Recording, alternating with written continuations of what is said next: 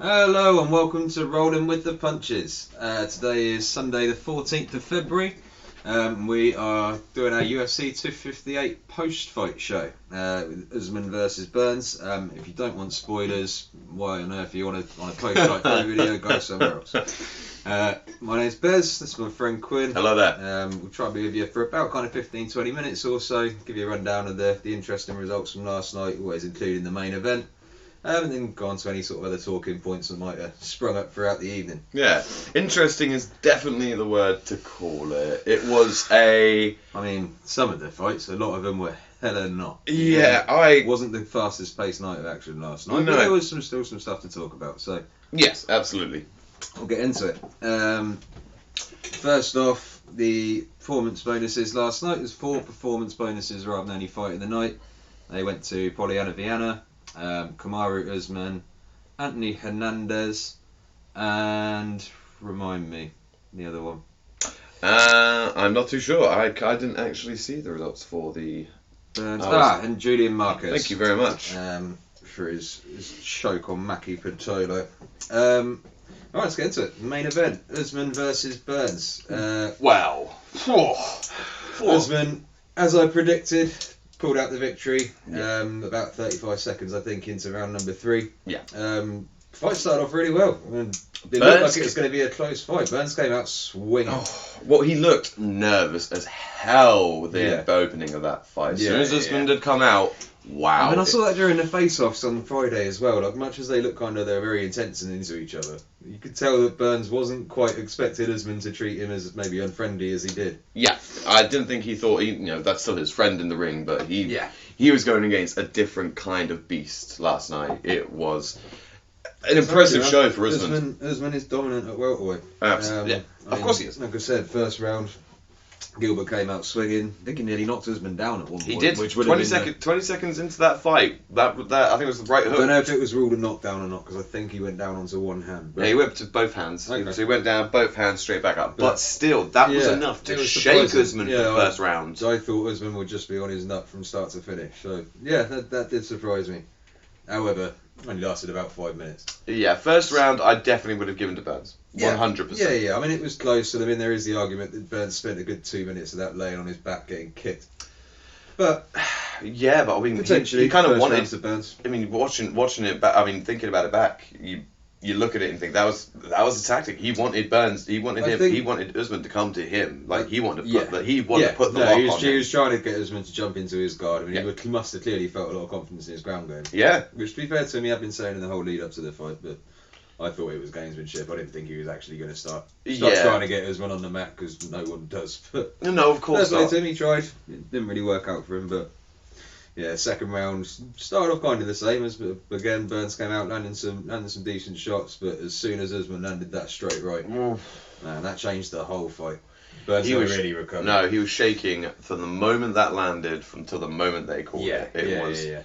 Yeah, he was weird about it. He reacted really badly to getting hit. It's kind of worrying. But I mean, Usman has got power, but he's not known as like a solid knockout striker. But I mean, it was interesting. No, absolutely.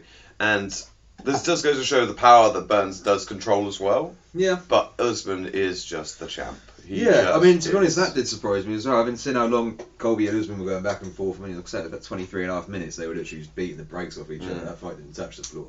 And Usman seemed to take it as well as he was good. But he didn't react well to getting hit by Burns, and vice versa. Burns obviously didn't react very well to getting hit by Usman. When they both got hit by each other, they were shook. That's what surprised me. I thought it would end up being like a very long, boring slugfest, and actually it really picked up. So yeah, decent fight. Great fight. It was very worth staying up for. Yeah, but Burns definitely. Congratulations to him for getting sort of as far as he has. But Usman showed those levels, man. I don't think anyone's really coming close to taking that belt off him. Not for a little. I don't think there's any. Maybe in his post-fight press conferences, he didn't exactly call him out, but he did mention George St. Pierre. He said if GSP wanted that fight, then he was happy for him to cut the queue and get it. I mean, personally, I prefer the call out. I prefer the call out. Masvidal again. If he's giving shit to the welterweight division, He needs to start backing it up. I mean, he's just trying to keep himself interested, isn't he? Masvidal had that hot streak going over the last kind of couple of years. Came to a bit of a screeching halt as soon as he ran into Usman, but he did have the excuse that he took that fight. I think it was 5-6 days notice. So. Give him the camp. Give him a whole camp. Let him fight Usman again. I don't think the result will be any different, but it's no harm in trying. There's no one else really there to fight him at the moment, so I can see worse calls. And he's clearly got him angry. He looked pissed off when he was calling that last night. So. And I actually thought it was quite cool. He gave Burns a lot of credit in his post-fight speech as well. It could have been very easy to sort of talk shit about the guy, and especially not beating him as cleanly as he did. But to be fair to him, he really did give Burns his respect. It's nice to see that sometimes. Yeah, I mean they are friends after everything with them, with Usman leaving the gym. Their friendship was there. It was put to the test last night, and even after the fight when Burns was breaking down, Usman sat there with the most respectful look on his face and waited for his boy to stand up so he could give him a hug. And they had that moment where they had a little chat. He consoled him, didn't he? I mean, Burns was distraught at the end. You could see how much that title shot meant to him. He knows he's probably not getting another one for a little while. I mean, he could put it back together again. He could, but personally, I think Burns needs to take a little bit of time now to himself. Yeah. Like, mentally as well, this is going to have him shook. If he's going to get back up there again, he's going to need another win over maybe like a Covington or a Masvidal. Yeah. I mean, Masvidal will probably be the easiest fight for him at the top, to be honest, but I can't see him getting it. I honestly, if I really think about it, the only person I see him maybe having a problem with in the top half of the welterweight division at the moment is maybe Colby. Maybe. I mean, who, Burns are you talking about? Yeah, I mean after he gets back to his game, I don't think there's many people in the top 5 who would actually even do it. I mean, the thing is, stylistically, Colby is quite similar to Usman. I mean, you saw how easy Usman made that look last night. Granted, Colby probably isn't carrying the type of power that Usman is, so that could be a different fight. I think that'd be a very close one, but again, I don't know if Colby would take that fight just yet. Coming off a win over Tyron Woodley is the only time he's really lost in the last few years, except to Usman. So. No, he needs to, I mean, Colby's got other fights to have. He wants a title shot as well, just like the rest. The welterweight division is heating up at the moment. Yeah, it's going to be very, very interesting. And it's all packed full of hard wrestlers as well. There's very much a meta in that division, and striking, isn't it? And your name's Wonderboy. Right, so moving on to the co-main event. Macy Barber and Alexa Grasso. Oh, a little bit of an upset for me personally. It kind of surprised me, Yeah, I really thought Macy was going to come back. She's been away from a year now. She looked fantastic. She looked on form. She was psyched to be there. Again, as I said to you during the fight, the look on her face, the excitement of her face to be back in the octagon. It was lovely to see. It was refreshing. She certainly weren't short of energy. Her timing looked way off. Oh my god! Can we talk about? She didn't mention the result up top of that fight. Alexa Grasso won by decision. Yeah. It wasn't exactly a blowout, but. Can we talk about the 17 consecutive normal air punches for a minute? Now I've seen many people do many crazy things to address range. For instance, Conor McGregor and he used to do the crazy back kicks. They're not there to knock anyone out. They're there to push you back a bit so you can land the left. Yes, and engaged his range, has let him know what he can do. Now, seeing Macy there punching the air was just tiring herself out, giving her opponent perfect opportunities to capitalise. It was a very weird movement. I mean, it wasn't like a traditional feint just to try and bait your opponent into throwing something. If you're standing a good 2 or 3 feet away, they're not going to get engaged with that. It wasn't working, and you could tell that after 2 or 3 minutes. And continuing to waste your time throwing that for the remainder of the fight. It was frustrating to watch. Originally, as I thought she was trying to, feint, punching the air, bringing in Grasso to her. Take the bait and give her the left. Maybe she thought her arms were 6 inches longer than she was. It just looked, but like optically, it didn't look good. It looked like someone who had been out the cage for a long time, didn't quite have their timing down. I mean, first round was kind of reasonably close, but Alexa Grasso outstruck her fairly handily. I think it was 14 strokes to Barber's 9. Yeah. Second round, pretty much more of the same. I think she landed her worse actually in that round. It was 18 shots to Barber's 9 in that one. But then round 3, and she did start controlling it on the floor as well, which Grasso's never really done. She showed a massive improvement in her wrestling game. Her grappling was insane. Yeah, she was starting to so impressive. Triangles. I was really impressed with her. And to be fair to Barber, the third round, I don't know what her corner said to her, but she came out going crazy. Like she was really, she was swinging for the bleachers in that one. So, yeah, fair play to her. No, she showed a lot of spirit and a lot of heart, but I can't see her winning the belt at this stage now, or certainly not the being the youngest champ. Not being she the was aiming youngest to be. champ, no. I Being figured it out right. She had just over a year. That loss is probably going to put her at the bottom half of the top 15. Just being away from a year from the game, we've seen in every case, when you go away and come back, you are not the same. No. You are not. Your reactions aren't. I think the only person who can pull that off is George St. Pierre, and potentially possibly Dominic Cruz. But I mean, his fight against Cejudo didn't really. I'm not even too sure they'd come back and it would be the most impressive thing. I really don't. I mean, they've been away for a long time. He was GSP had, I think, best part of 4 years off or 6 years off. I mean, and he came back in and won the middleweight title. So it can be done, but I mean, you're talking a once in a generation athlete there. I think for most people. George St. Pierre's going in the Hall of Fame, my man. This is it. This is a character that is at the moment. I'd still consider him the greatest welterweight of all time. Usman needs a bit more of a body of work, really. I mean, regardless of what would happen in a one-on-one, GSP defended that title 10 times. Yeah, I mean, his winning streak, which granted Usman has just beat. He has beat the win streak. Yeah. But this is now, obviously, he's on the stretch, though. He's now got 4 title defences. Impressive. And as Usman said, he's not going anywhere. He's not leaving. It's hard to look at anyone in that division, even someone young, up and coming, and go, that's the guy who could beat Usman. At the moment, he seems to have everyone's number. I think the biggest challenge for him would be maybe to go up to middleweight or something along those lines. That'd be interesting. I mean, Adesanya's just moving up. Leaves a belt gap at the top there. There's at least 3 at the top, I think, turning middleweight, for all former welterweight, so I don't think it'd be badly outsized up there. No, not at all. So, we'll see. Speaking of the middleweights, Kelvin Gastelum and Ian Heineck. Yes. Gastelum, thankfully, pulled it out the bag. He wasn't the most impressive victory, but I actually was impressed by the way he won it. He won by decision, unanimous decision after 3 rounds. But most of the talk going into it was about Heineck was probably going to try and use his wrestling game and his just much larger frame. Never really came off. No. He threatened a couple of Kimuras in the first round, but other than that, Gastelum was on it, man.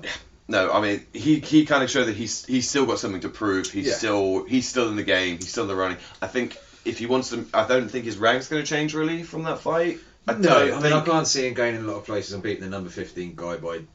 Albeit not a particularly close decision, but by decision. He didn't look flashy. There was no point where he looked like he was going to finish the fight. I mean, again, I think the nearest time the fight looked like it was going to get finished was Heineck in the first for those Kimuras. But still, he needed to get back on the win column, and that's what he did. So you can't really knock it. No, absolutely. He did. He came out. He gave it his all. He won. He took that win. You saw at the end. He knew he needed that win. Yeah, he was very emotional at that win. Like 4 losses on the bounce, you could be looking at losing your job there. Yeah. So.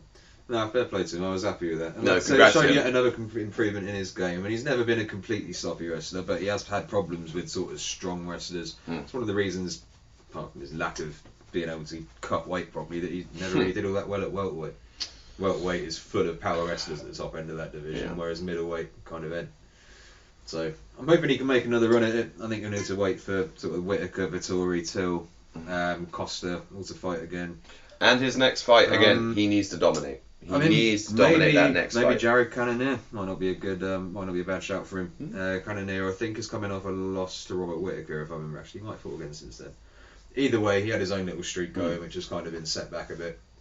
And if nothing else, it'd be interesting to see a former heavyweight in the ring with a former welterweight. So that'd be my pick for him. Whether he gets that fight or not, I don't know. There is other interesting fights in that decision. You've got Derek Brunson up there as well. Could be a fun fight for him. Brad Tavares. So he's got options. I think he's probably gonna have to take a sideward step for now and then. Wait for everything else to play out. And like I said, maybe pick up on one of the losers of that title eliminators. Gets a solid win over one of them. Who knows? Could be looking at a title shot in the next 18 months or so. But well done for the win. Good job. Yeah. Fair play to him. That tops out, and that's the first 3 fights on the main card. Personally, the rest of it was pretty dross. It was Ricky Simone and Brian Kelleher. Ricky Simone winning that fight by unanimous decision. Less said about it, the better, really. If you didn't catch it last night, I wouldn't recommend going back and watching it. We're not going to bullshit you. Yeah, Simone pretty much, he smothered Kelleher for 3 rounds with his wrestling and pressure.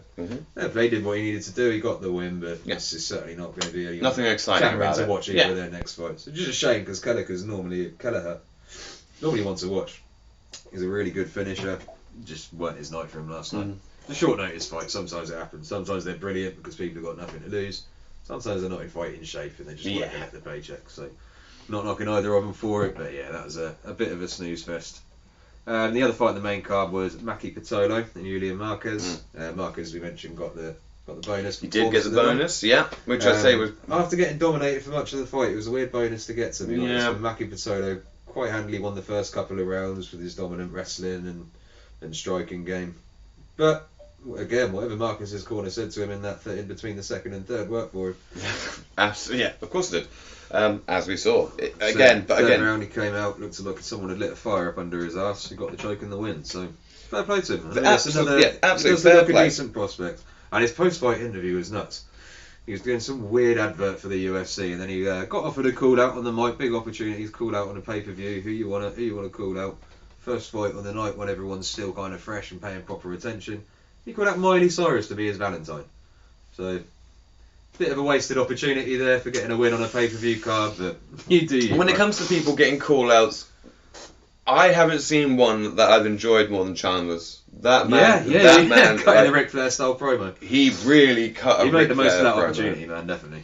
Yeah, everyone's call-outs are okay at best. I mean, everyone either picked someone who they genuinely thought they were going to fight. There wasn't any kind of real, kind of like mic skill to it, if you know what I mean. If we're going to talk like WWE style, like when they get on the mic, they really call people out. Obviously, that's all scripted crap. I was going to say, it's a lot easier in the WWE, and I think a lot of these people who spend their time in a gym 18 hours a day punching the hell out of each other maybe haven't necessarily got the most interesting personalities. Well, as clearly seen. If you're going to get on the microphone and give them the chance to shoot your shot, make it realistic. Make it a fight. Don't call out Miley Cyrus, man. Don't be ranked 15th and call out the champion. You're not going to get them. Be realistic with your shot, you know. And if someone like Joe Rogan's giving you a chance to call out someone on pay-per-view, on live TV, pay-per-view, don't call out Miley Cyrus. She's not getting in the ring with you, bro. Miley Cyrus has got many people they could be with, rather than you. I mean, people are talking about him, so it kind of works, I suppose. But we're talking about it right now, and yeah. Any other fight you wanted to discuss on the card was the upset Hernandez fight versus Rodolfo Vieira. No one saw that coming. No, really not. I mean, Vieira is a 7-time ADCC world champion in Jiu-Jitsu. He's got it all. He's won all the accolades. He is the man as soon as it comes to the floor. He's carved out like a Greek god. Yep. And this guy comes out. The guy, Hernandez, he is from the Contender Series. He's a purple belt. A purple belt, by the way. And he looked okay, but he's never looked like a world beater. General logic was that he was probably going to get subbed in round 1. I thought However, Vieira shot his wad completely. For about the first 2 minutes, he was hunting submissions and looking like it was going to be business as usual. He dragged Hernandez to the ground and find his neck at some point. Didn't happen for him. Nope. All he did was burnt all his muscles and energy out, completely gassed out about 2 minutes, and was looking under threat of getting subbed out, which would have been crazy. Oh god. Bell comes, second round, he gets to sit down. You think, all right, well maybe Vieira will get his guts back under him, and this would all go back to normal. Oh no. Hernandez was about 2 minutes into the second round. Another few clubbing punches, took him to the ground. Mauled him. Murder she wrote. Yeah, it was all over. Absolutely mauled him. I think it was guillotine choke he won by in the end. Yep. Which, to sub someone of Vieira's caliber, crazy no matter who you are, but let alone an up-and-coming purple. Out of anyone who should have got a performance bonus. He did, to be fair. Absolutely. That man deserved. Even fight of the night. I mean, it wasn't, though. I mean, it wasn't a particularly interesting fight. No, but I would have given him... Vieira ran out of ideas and energy. He didn't really have anything to do. He's just kind of running straight backwards with his chin in the air. It's weird seeing someone sort of gas out that badly. I wonder if he could go into the fight with an injury, maybe, or whether his strength and conditioning program's just not been right going into it. Maybe he got a bit cocky because he's been subbing everyone. Yeah, first loss of his career.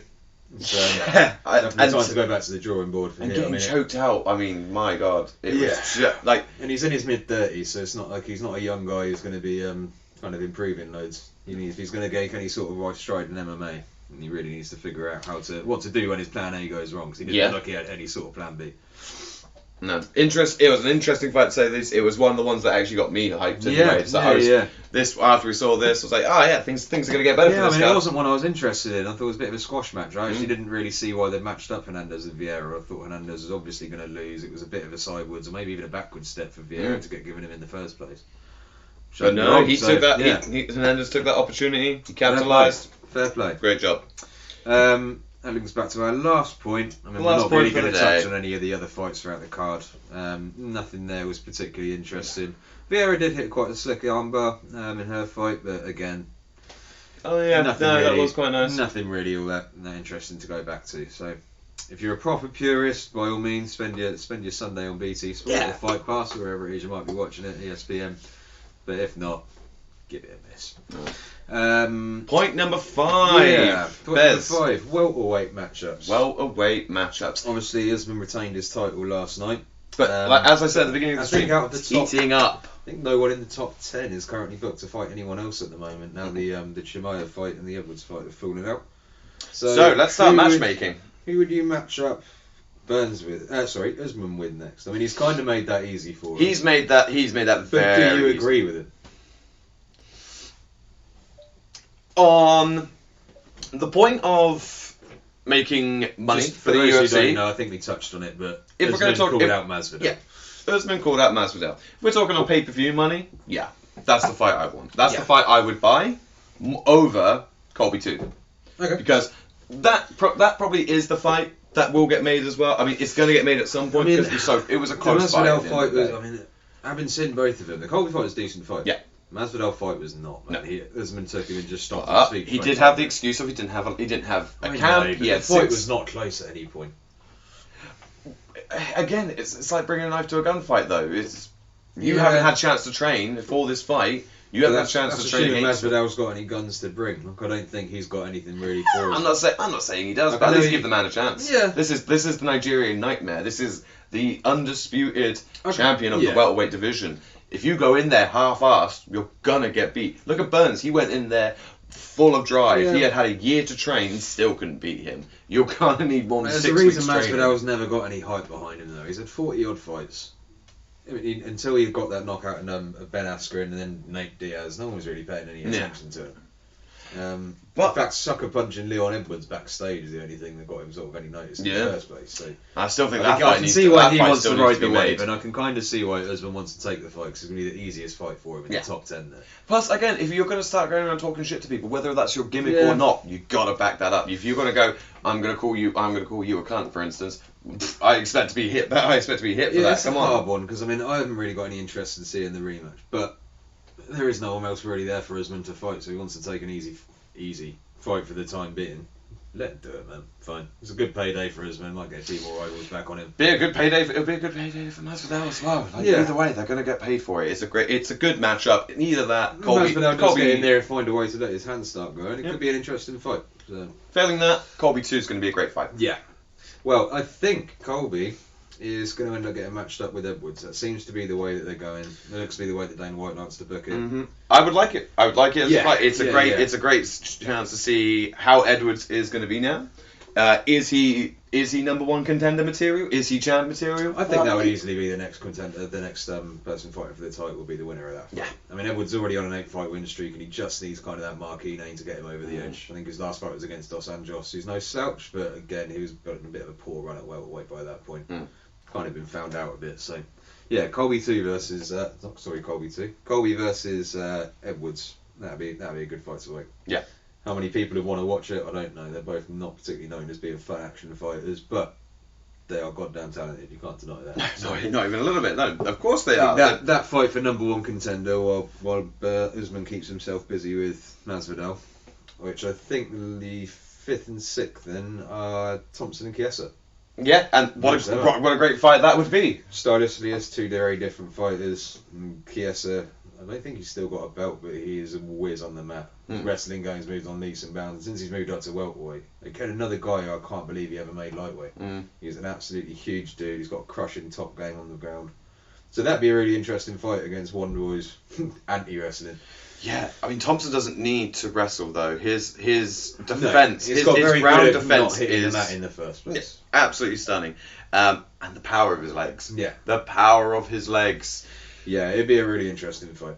I think this is why I said the welterweight division is really looking good at the moment, and it is a big title to hold. Yeah, I mean, it is an intriguing fight, that one. I mean, normally I've picked Wonderboy hands down, but he's got a few years on him now. And like I said, Chiesa, since he's moved up to welterweight, he ran through Neil Magny like no one else has really done before. Magny's a pressure fighter himself, and he got absolutely swarmed by Chiesa for 5 rounds. So, yeah, man, I think that'd be an interesting fight. I think the top 6 at the moment are the winner of that potentially fight the loser of Colby Edwards, or even the loser of Usman Masvidal. Yeah.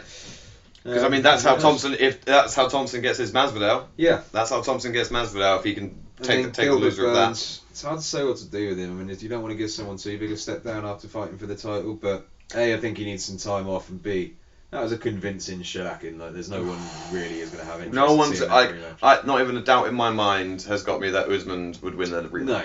So I think for him, maybe someone out of left field like a Li Jinglang. He knocked out Ponzinibbio. He was mentioned yesterday as being a contender in that division for the longest time. So yeah, maybe a Li Jinglang will be a good kind of fight for Burns to come back to. I can't wait to see him come back though. I hope he comes back hungry. Yeah. I hope he comes back vicious. I do. He looked like his confidence had taken a knock last night. Realistically, he could well still be the second or third best fighter in that division. So yeah, man, it'd be good to see him come back. I mean, I wouldn't even.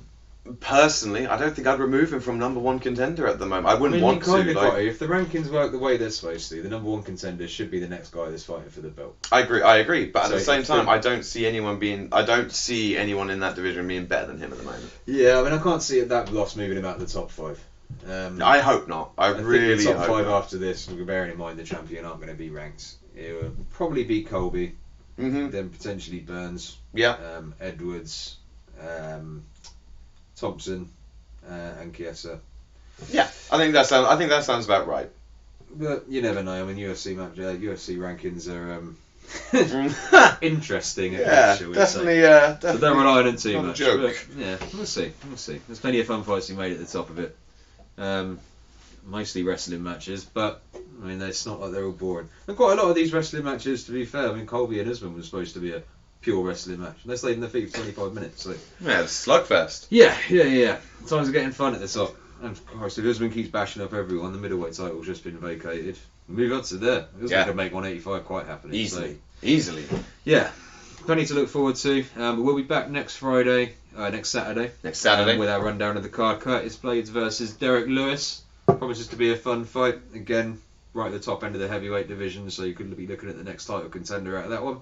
I'm excited. Join us kind of about 5 or 6 o'clock, something like that, UK time. Look to see you then. Thank you very much, guys. Don't forget to like and subscribe, guys. Mwah.